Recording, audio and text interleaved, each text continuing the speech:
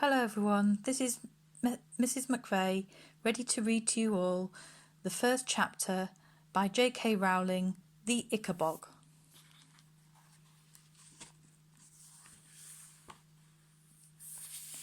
Chapter 1, King Fred the Fearless.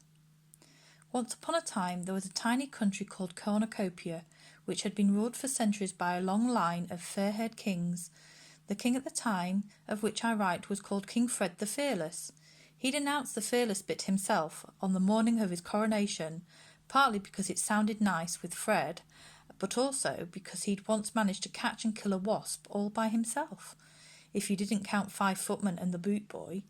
King Fred the Fearless came to the throne on a huge wave of popularity.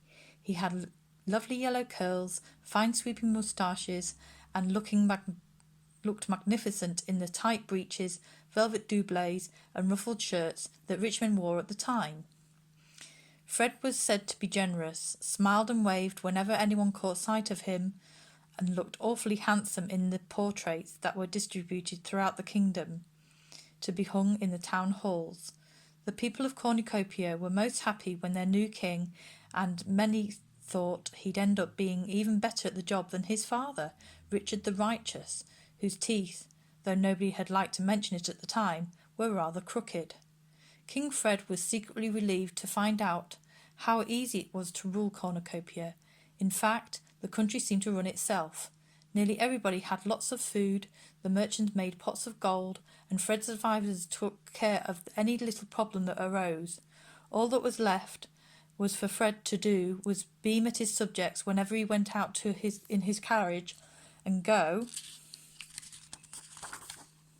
hunting 5 times a week with his 2 best friends, Lord Spittleworth and Lord Flapoon.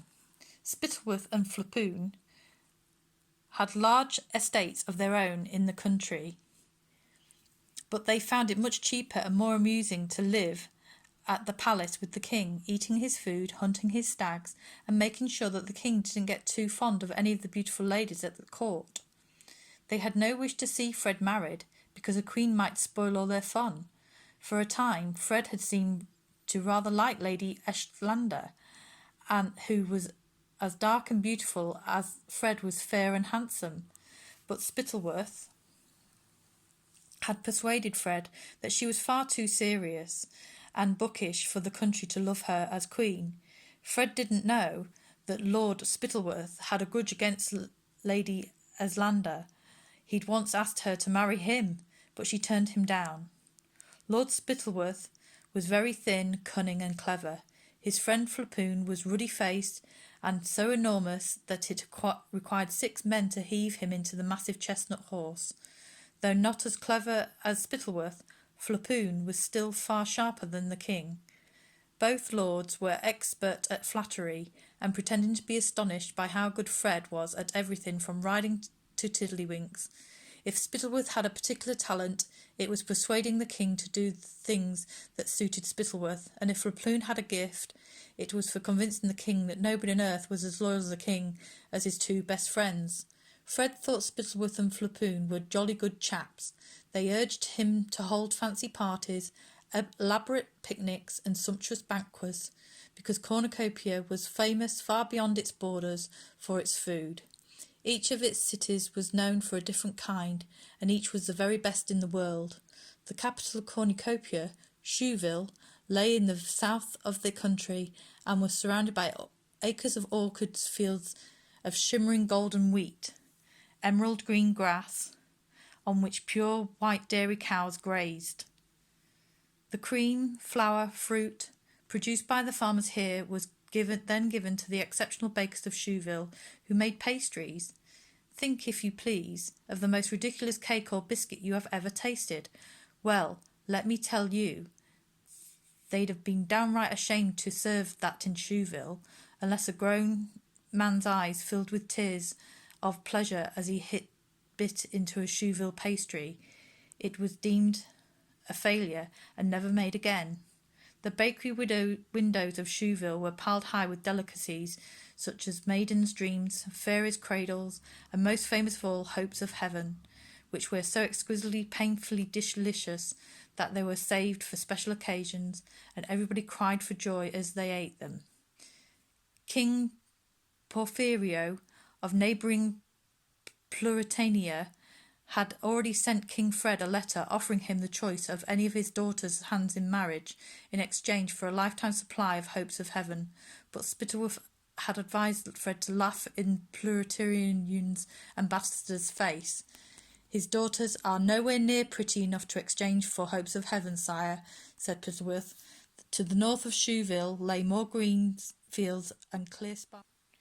But a little north of Jeroboam a strange thing happened. It was as though the magical rich land of Cornucopia had exhausted itself by producing the best grass, the best fruit, and the best wheat in the world.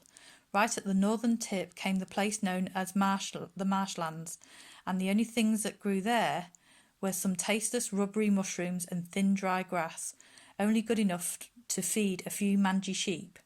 The marshlanders who tended to the sheep didn't have the sleek, well-rounded, well-dressed appearance of the citizens of Jeroboam, Baronstown, Kersburg, or Shoeville. They were gaunt and ragged. Their poorly nourished sheep never fetched very good prices either in Cornucopia or abroad, so very few marshlanders ever got to taste the delights of Cornucopia wine, cheese, beef, or pastries. The most common dish in the marshlands was a greasy mutton broth made of those sheep that were too old to sell. The rest of Cornucopia found the marshlanders an odd bunch, surly, dirty, and ill-tempered.